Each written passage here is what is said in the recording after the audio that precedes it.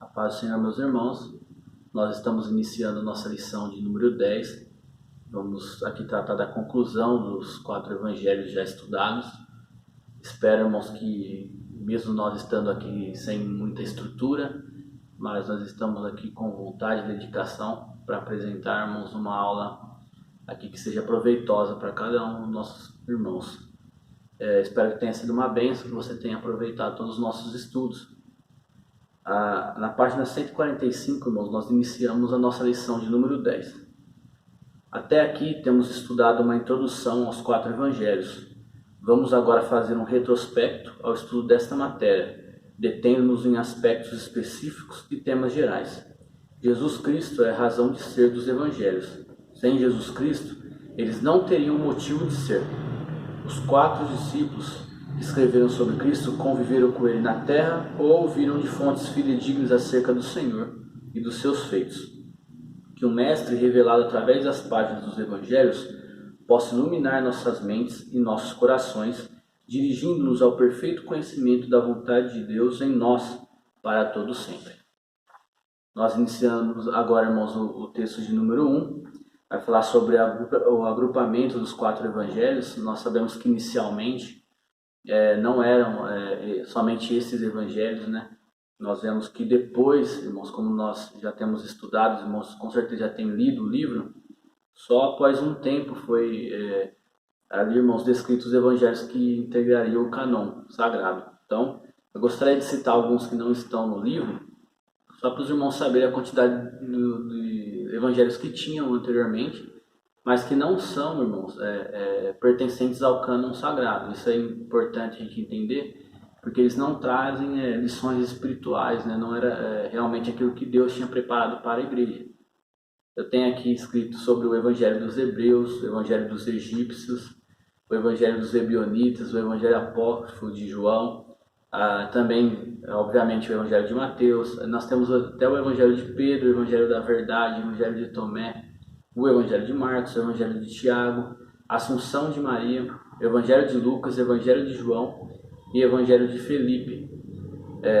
Os irmãos podem perguntar, mas por que essa quantidade e só se integram 4 na Bíblia Sagrada, no cânon sagrado? É porque, irmãos, os outros não eram numa perspectiva de inspiração divina. Eles só foram escritos como fontes históricas, por isso não fazem parte do cânon sagrado. E não é necessário que nós tenhamos que fazer um estudo, né, espiritual da parte deles, porque não há. É somente história. Os irmãos estão com o livro, estamos já na página 147. No primeiro parágrafo, eu gostaria de ler: ainda que os primeiros escritos do Novo Testamento não tenham sido os 4 evangelhos, né? Mateus, Marcos, Lucas e João são as fontes primárias sobre o estudo da vida de Cristo. Nós vemos que os evangelhos eles foram escritos, né, após, irmãos, algumas cartas paulinas, tá? Então, a Bíblia tem uma ordem, mas não está na ordem cronológica, né? Foi-se necessário fazer esta ordem porque o Novo Testamento depende exclusivamente da pessoa de Cristo. Então, não fazia sentido a gente estudar uma carta de Paulo, né, sem antes conhecer a Jesus, né? Por isso a ordem da Bíblia está nessa posição. Os crentes do primeiro século tiveram inicialmente os livros do Antigo Testamento. Dependiam do Antigo Testamento, da tradição oral sobre o ensinamento de Jesus e sua obra redentora e da revelação direta de Deus, através dos profetas verdadeiros. Lá por 115 a 125 depois de Cristo foi publicada uma segunda coleção, foram os 4 evangelhos. O resultado disso trouxe maior benefício à igreja.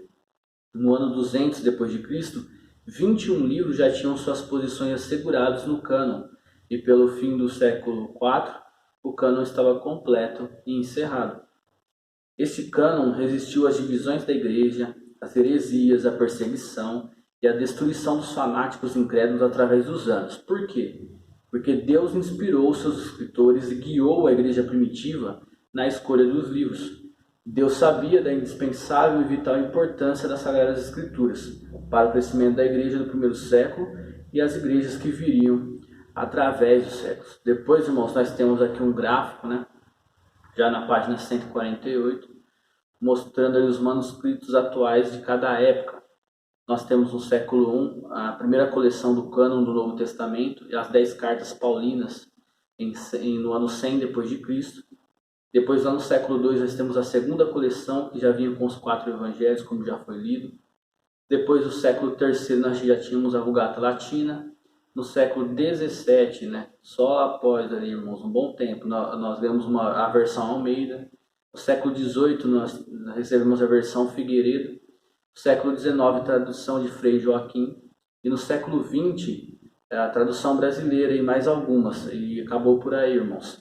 Temos a tradução de Matos Soares, tradução de Holden, Almeida Revista e Corrigida e Almeida Revista Atualizada. Frisamos aqui a Almeida Revista e Corrigida, que é a que nós usamos atualmente, irmãos, na nossa Igreja Assembleia de Deus. Já no texto 2, nós temos algumas das características, irmãos, dos evangelhos. Eu vou citar a primeira de Mateus. Nós já estudamos que Mateus apresenta Jesus como filho do rei, né? É o único evangelho que usa a palavra igreja. É necessário a gente gravar isso. Algumas das características, nós vemos o interesse pela igreja, o interesse apocalíptico, o interesse sistemático, o interesse e a característica dominante que apresenta Jesus como rei. Já no evangelho de Marcos, nós vemos que Marcos apresenta Jesus como servo. O alvo de Marcos foi o de fazer um perfil de Jesus realista. O escritor compartilha conosco a vida do Senhor de maneira simples, mas poderosa. Já na característica de Lucas, nós já estudamos e sabemos que ele apresenta Jesus como filho do homem. Também é conhecido como o evangelho das mulheres pelo fato dele apresentar, irmãos, ele fazer menção de várias mulheres, né, que tiveram ali passagem na vida de Cristo. Lucas conhecia bem o grego. Isso está claramente demonstrado nos primeiros 4 versículos, que contêm um grego muito elevado e polido. Nestes mesmos versículos, ele fala sobre suas investigações e pesquisas. Seu evangelho é de alta categoria literária. Através de sua amizade com Paulo, Lucas recebeu muitas informações sobre a vida de Jesus. É válido, irmãos, nós lembrarmos aqui também que Paulo não andou com Jesus, mas por estar familiarizado com os próprios discípulos, né, ele também conhecia muito a respeito da pessoa de Cristo, e Lucas aprende isso com ele. Já no texto 3, nós temos aqui as características do Evangelho segundo João. Nós devemos nos lembrar, irmãos, que o Evangelho segundo João, ele apresenta Jesus como Filho de Deus, mostra a maturidade da consciência cristã e apresenta a promessa da vinda: não vos deixarei órfãos, como nós vemos aqui no livro descrito. Lembrar que o propósito do apóstolo João era mostrar a divindade de Cristo através dos seus escritos. Nós temos algumas diferenças entre João e os evangelhos sinóticos. Nós sabemos que uma das diferenças já é as regiões onde Jesus ministrou, né? Quando os evangelhos sinóticos eles se concentram, né, mais ali na Galileia, enquanto que no evangelho de João se concentra em Jerusalém e Judéia. Nós temos também a diferença nas 3 Páscoas observadas em João em comparação com uma dos sinóticos. E os milagres registrados em João visam a glória de Deus. Nós temos alguns versículos aqui. Jesus principiou assim os seus sinais e manifestou a sua glória. Isso está em João, capítulo 2, versículo 11. Nós sabemos que esse não é o versículo completo. Nós temos aqui uma interrupção para mostrar que os sinais, os milagres, eles visavam a glória de Deus. Já em João, capítulo 9, versículo 3, diz: nem ele pecou, nem seus pais, mas foi assim para que se manifestem nele as obras de Deus. Já em João, capítulo 11, versículo 4, nós temos: essa enfermidade não é para a morte, mas para a glória de Deus. Então nós vemos aqui que os milagres, os sinais descritos pelo apóstolo João visavam apresentar e mostrar a glória, né, sempre para nosso Deus. Já virando a página número 152, irmãos, nós vemos aqui a divindade de Cristo, como já falei, é uma característica muito importante no Evangelho do Filho de Deus. Nós temos aqui os versículos que acentuam a pré-existência de Jesus. Ele, o Verbo, estava no princípio com Deus. João capítulo 1, versículo 2. Eu desci do céu. Jesus falando em João capítulo 6, versículo 38. Em João capítulo 8, versículo 58, antes que Abraão existisse, sou eu. Eu sou, né, Jesus demonstrando ali a sua pré-existência. Em João capítulo 17, versículo 5, na oração sacerdotal, glorifica-me, ó Pai. E continuando a parte final do versículo, com aquela glória que tinha contigo antes que o mundo existisse. Então aqui Jesus mostrando, irmãos, a sua pré-existência, né? Antes mesmo de se encarnar e vir à Terra, demonstrando Jesus como Deus. Irmãos, depois nós temos aqui uma lembrança do propósito do Evangelho de João, né, que é a regeneração espiritual, através da aceitação do Filho de Deus. Para aceitá-lo, o homem precisa saber quem ele é. O Espírito Santo inspirou o escritor a escrever este Evangelho, cujas palavras seriam plenamente explícitas quanto à verdade pura e à vida eterna do Verbo. Então, nós vemos aqui que um dos propósitos, irmãos, é mostrar que através da aceitação que nós temos pela fé em Cristo Jesus, nós temos a regeneração espiritual, que foi também alguns temas estudados, irmãos, nas nossas aulas anteriores, demonstrando que quando nós aceitamos a Cristo, nós temos uma nova natureza agora, que se inclina para o Espírito, né? Já no texto 4, irmãos, nós vamos falar um pouco sobre o Evangelho.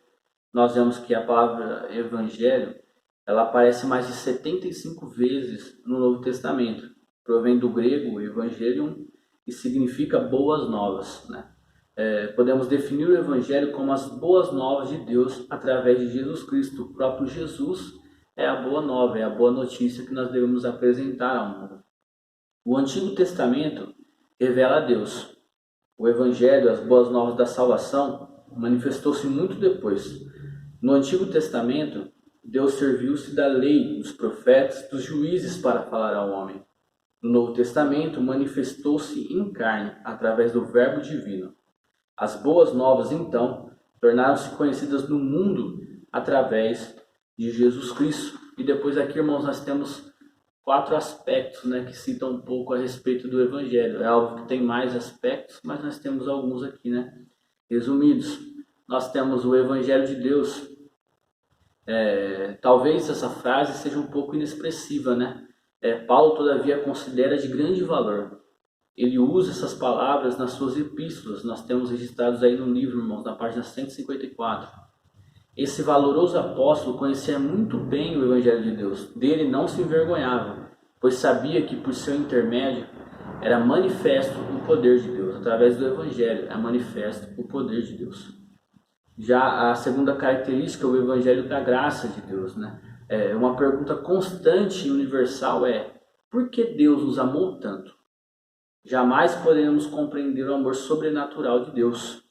Mas a verdade é que Ele nos amou e através de sua graça prodigalizou-se-nos o Evangelho. A graça de Deus tem colocado em nossos corações uma paz especial. A graça de Deus traz-nos perdão para as nossas transgressões, não porque sejamos boas pessoas ou porque pertençamos a tal igreja. Não vem como resultado dos nossos méritos.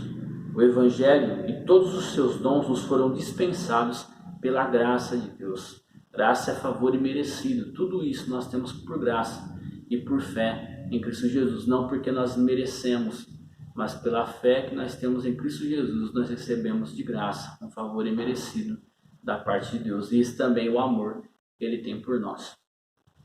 Já na característica de número 3, nós temos aqui o Evangelho do Reino de Deus. Como Mateus indica, há certos requisitos para que o reino venha até nós. Buscai primeiro o reino de Deus. Isso está registrado em Mateus capítulo 6, no versículo 33.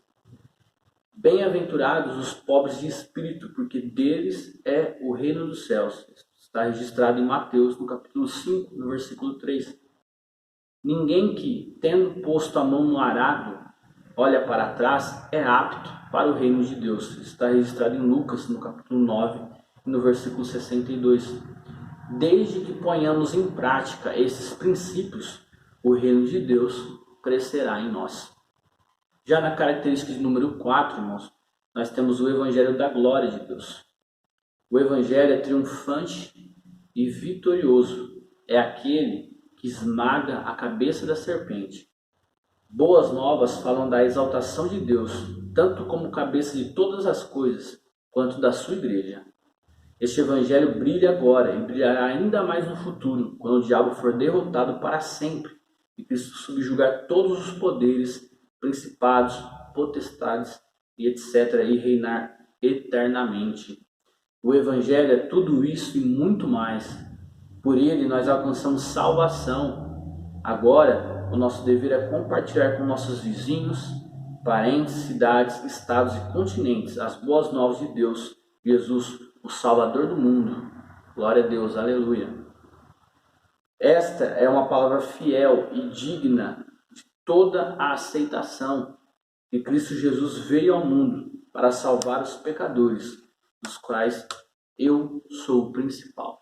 Isso está registrado em 1 Timóteo, no capítulo 1, versículo 15, Paulo escrevendo a Timóteo, mas que também nós trazemos, irmãos, para as nossas vidas esse mesmo versículo. Cristo Jesus veio ao mundo para salvar os pecadores, dos quais eu sou o principal. Nós nos recordamos de aulas anteriores e sabemos, quando nós temos a regeneração do Espírito Santo, ele nos convence, irmãos, que nós somos pecadores e necessitamos da graça de Deus todos os dias. Já, irmãos, caminhando para o nosso último texto, o texto 5, nós temos a esperança do Evangelho. E nós sabemos, irmãos, como diz a palavra de Deus, que nós devemos estar sempre prontos a responder com mansidão, e temperança, a razão, da esperança que é em nós. Nós devemos estar sempre prontos a responder, irmãos, o porquê temos essa esperança, E a esperança do Evangelho, irmãos, é a salvação de nossa alma, perdão dos pecados e a vida eterna com Cristo Jesus na glória. Na vida do incrédulo não há esperança ou certeza quanto às coisas do porvir. Ele vive apenas para satisfazer as necessidades cotidianas e os desejos naturais. A vida do pecador é uma vida sem sabedoria, tediosa e triste. Se ele consegue experimentar um pouco de alegria, esta representa gozo superficial e transitório. Ele não sabe como alimentar a alma, por isso alimenta erroneamente. Nessas circunstâncias, o Espírito Santo é o único que pode ajudar o homem na procura de Deus e do verdadeiro sentido da vida. O crente é o oposto. Ainda que haja problemas e que esses persistam por anos, o crente tem sempre a alma cheia de esperanças quanto a esta vida e a futura. No sermão profético de Mateus, Cristo não somente fala da grande tribulação e dos horrores provenientes dela, mas também promete bênçãos gloriosas àqueles que permanecem fiéis. Aquele, porém, que perseverar até o fim, esse será salvo. Está registrado em Marcos, capítulo 13, versículo 13. Vinde, benditos de meu Pai, entrai na posse do reino que vos está preparado desde a fundação do mundo. Está registrado em Mateus, no capítulo 25, no versículo 34. No Evangelho segundo Marcos, e ele enviará os anjos e reunirá os seus escolhidos. Está registrado no capítulo 13, versículo 27 de Marcos. No Evangelho segundo Lucas, então se verá o Filho do Homem vindo numa nuvem com poder e grande glória. Lucas capítulo 21 e no versículo 27. No quarto Evangelho, não vos deixarei órfãos, voltarei para vós outros. João capítulo 14, versículo 18. Nós, que vivemos no presente século, também temos Jesus conosco. Não somente a sua paz, sua graça e seu amor, mas também as suas promessas. Ele não nos abandonará, não nos deixará órfãos, sem amor, sem sustento. Somos da família universal de Deus. Esta confiança que temos é a força durante a nossa peregrinação aqui na terra. Os evangelhos relatam a nossa confiança no Salvador. A culminância de nossa esperança é a volta de Jesus. Breve ele voltará. Num abrir e fechar de olhos, subiremos para encontrá-lo nos ares. Daquele momento em diante, estaremos para sempre com ele. A nossa esperança se transformará em realidade. Aleluia. Nós podemos também nos lembrar, irmãos, do hino de número 300 da nossa harpa cristã, que diz que a nossa esperança é a sua vinda. E nós todos, irmãos, vamos guardar as palavras do Evangelho, podemos estudar, podemos amar essas escrituras e praticar, irmãos, conforme o exemplo de Cristo Jesus. E só assim, irmãos, nós teremos a satisfação de receber a graça de Cristo na nossa vida. Poderemos passar por dificuldades, tribulações, mas nós sempre teremos a alma, irmãos, esperançosa, alegre, com certeza e confiante, irmãos, da vitória que nós iremos alcançar em breve com Cristo Jesus na glória. Assim nós terminamos, irmãos, o estudo dos Evangelhos e que Deus possa nos abençoar na nossa continuidade dos nossos estudos. Amém.